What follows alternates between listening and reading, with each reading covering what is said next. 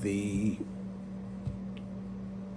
obligation of a person if he makes a vow or a shur or takes an oath, he must uphold his word, and the Torah uses the term, he shall not profane his word, lo yachel dvoro, and mentioned the consequences and the ramifications, how serious they are if one does violate his word. That the power of speech emanates as a result of the neshama, as a result of the soul, and as a result of that, it's you're profaning something that's sacred. Because speech was endowed to man because all of the expressions of Kedusha, which have relevance to advancing the neshama, are determined by speech. The study of Torah, Kriya Shema, brachos, whatever they are, they have to be verbalized. If they're not verbalized, they don't have the value. So therefore, man was initially, man being the spiritual being in a physical context, the objective is that through the challenges, many of the challenges he has, he should use the power of speech to ultimately bring about a level of sanctification and Kedusha into the world. We find that the bracha that Yitzchak had given to Yaakov, who was the most special of the two sons, who represented holiness, versus Esav, who represented the negative force in existence, and that was they were counterbalanced one to another. The bracha was HaKol Kol Yaakov. The voice is the voice of Yaakov, and Rashi explains, cites the Midrash, Kol is Torah, and Kol is Tefillah, supplication. That's the Kol Kol Yaakov. We find that Yaakov, when he gave the bracha to Yosef, when he'd come with his two sons, he says, I'm giving you an extra portion. And the words are, Shechem echor alachecho, asher lokachti miad amori b'charbi u'b'kashti. The extra portion which I had conquered, I had taken from the Amorites, b'charbi, with my cherev, with my sword, and with my bow. So over there's a famous word from the Targum Ukelos, the Aramaic translation of the words charbi b'kashti. So the Targum explains, charbi is tzelusi. My cherev is my prayer, my tefillah, and kashti is vu'usi, my supplication. My prayer and my supplication. What does that mean? The sword and the supplication. The sword is tzlusi, means the tefillah, and keshes, the bow, is vu'usi, is my supplication, my request. So Meir Simcha Vinsk explains it this way. In the olden days, what was a sword?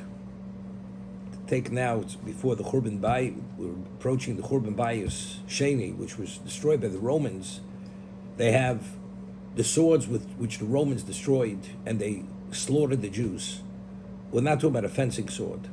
The sword itself was a piece of iron, and just the weight of the iron, if you would actually hit a person with it, or just put that iron on something, it was sharpened, it was the weight itself, it cut and damaged by itself.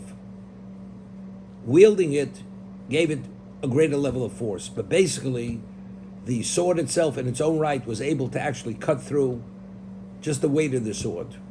A bow, the archer, what determines the distance which that arrow flies, it's based upon how much power you put in that bow. The more power the archer puts behind that arrow, the farther that arrow flies. So Meir Simcha explains it this way. The halacha is, which we studied, that the 3 Shmon Esreis we say every day, those are obligations. A person has an obligation to pray 3 times a day, say the Shmon Esrei. The halacha is, even though you're not guaranteed, or even one doesn't have focus, as long as he has the words, and he, at certain times just has a sense he's in the presence of God, he fulfills his obligation of tefillah. But if you want to add a tefillas nedava, which is called a supplication, because you have a special request, You're only permitted to pray that extra tefillah only if you're assured that you will have full kavanah from the first word to the last word. If there's any question, you'll lose focus, you're not even permitted to start. Because the supplication, which is the additional tefillah, has to be, it's all based upon your kavanah, which determines its value. So Rameir Simcha explains it this way. Yaakov says, I conquered the extra portion from the Amorites, b'charbi b'kashti. Charbi is tzlusi, with the tefillah. Yaakov's tefillah was like a cherev. That was like the weight of the sword cuts by itself. Its power is just in the sword itself. Kashti, the bow, is bu'usi. That's the supplication. That is determined how much power we put behind that. The level of kavanah. So but we see, one thing we see, that what Esav was in terms of Yadayim de Esav, the hands of the Esav, which is the physical power, the physical might, what is the counterbalance to that? The Kol Yaakov. The Kol Yaakov is the equivalent of the Cherev of the Esav. And the Midrash says in the introduction to Eicha that as long as the Kol is Kol Yaakov, the voice is the voice of Jacob, which is Torah and Tefillah, the hands will not be the hands of Esav. Esav is totally incapacitated. It's only when the Batei Medrash are silent and the children, you don't hear the chirping of the Torah of the children, that's, God forbid, that's when Esav gets the upper hand, and that's the Yadayim de Esav, that's the Cherev. That's when we're subject to the sword of Esav. So we see over here that the power of speech for a Jew is actually, that's the equivalent of the sword and the bow. Whatever they're able to accomplish in the physical sense, we're able to accomplish the same thing through tefillah, whether it's cherev, whether it's tzlusi, or it's vu'usi. That's the Kol Kol Yaakov. Therefore, because the Jew is endowed and he's responsible to address the objective creation, so the power of speech initially was endowed to Adam before he ate of the tree of knowledge, which he was meant to address that objective, and he failed. We at Sinai, we assume the position of Adam, Atem Kriyim Adam. We were given that, we were endowed with that special neshama, which needs that kol, the voice, to allow it to actualize its potential through Torah and through Tefillah and through many other things which are only through the expression of speech. That's the Kol Kol Yaakov. We just read now, and which we will read in this week's parasha, Matos Masei, that Bilam was killed becherev. And why does the Torah tell us we killed him with the sword?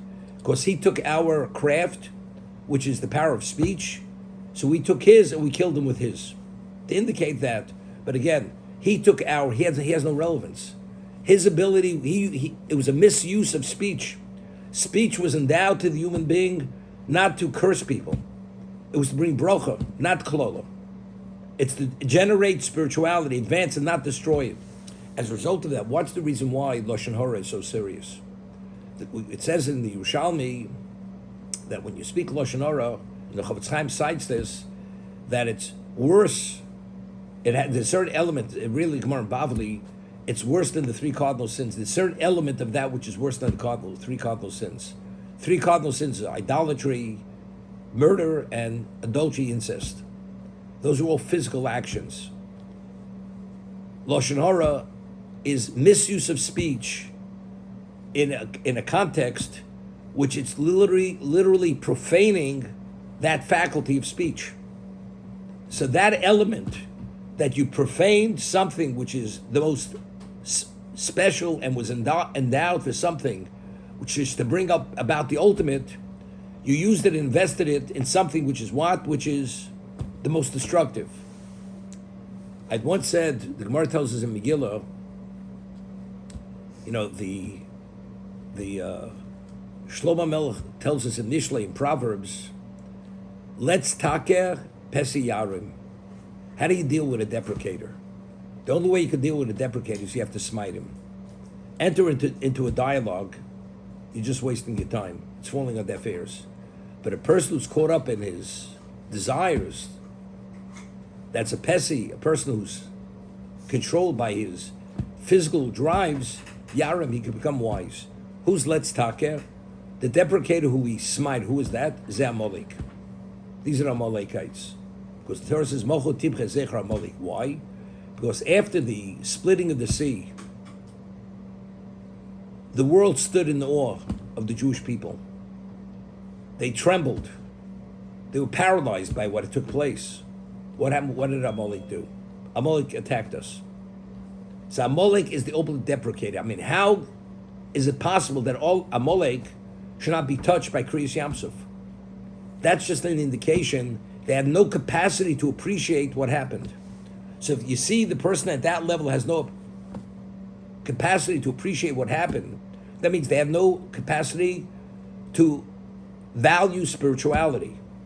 If that's the case, entering into a dialogue, convincing them, if they can't be convinced there, they're not convincible. So how do you deal with Amalek? Take, you have to destroy them. Pesi Yarum, the hedonist, the person who's like off because of his own interests, he could be wizened. He just has to be shown the path. Who's Pesi Yarim? Zay Yisro. Yisro, originally, who was a high priest of idolatry, who worshipped every deity, but when he heard what happened, Kriyas Yamsuf, the splitting of the sea, Melchem Amalek, what did he do? He abandoned all his glory and he went out to the desert to become part of the Jewish people. Because there, he had a capacity, except he was misled due to his own inhibitions and his own inclinations. But once he was shown the right path and it was brought to that level of clarity, he gave up everything, immediately came out to the desert. That's Pesi Yarim. So we see, what is Amalek? Amalek has no capacity to appreciate spirituality whatsoever. Therefore, you destroy them. So the Gemara tells us in Megillah, there was nobody who could speak Lashon Hara like Haman.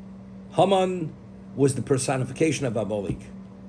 How did he seal the fate of the Jewish people that Achashverosh should give his ring to seal the fate, lahashmid larog labid, to annihilate, destroy men, women, children, elderly, younger?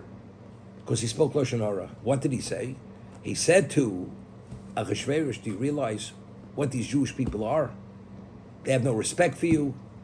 If a fly falls into a Jew's cup of wine, you know what he does? He takes the fly out of the wine, drinks the wine. But if you should touch a Jew's wine, he will take the wine and pour it out. Is there a greater disrespect that a fly doesn't somehow putrefy the wine, but the king touching the wine putrefies the wine? And he actually brought him to a level of he became infuriated. And by speaking this way about the Jews, Achashverosh was agreeable that they should be destroyed. So the Gemara says there was nobody who could speak Lashon Hara the way Haman was able to express it. So I always explain it this way. What's a deprecator? A deprecator goes, he only sees the negative, and because he sees the negative, he doesn't see the wider picture. Therefore, he's able to deprecate and mock and belittle whatever that is. Because if he saw the full picture, he couldn't minimize it to the degree he does minimize it. Meaning like this, I'll give you an example. There's a famous story, I once said it over on the Zoom, where there was a person that came to Rabbi Levin, Zechat Tzaddik Levroch. He was known as the Tzaddik Yerushalayim. And he wanted to speak about Lashon Hara on the Satmar Rov, Zechat Tzaddik Levroch. Because the Satmar Rov was anti-Zionist. And he comes to, and Rabbi Levin understood what was coming down the pike. So before he was able to say something negative about the Satmar Rov, he says to him, before you say anything, I want to ask you something about the Satmar Rov. Is it true that if anybody needed to be helped, any Jew, regardless to what degree, he would take his shirt off his back to help that Jew? He says, definitely, no question. Is it true that not only does he not only help his own, he helps even people unrelated to his sect of his group of Hasidim? He says, definitely.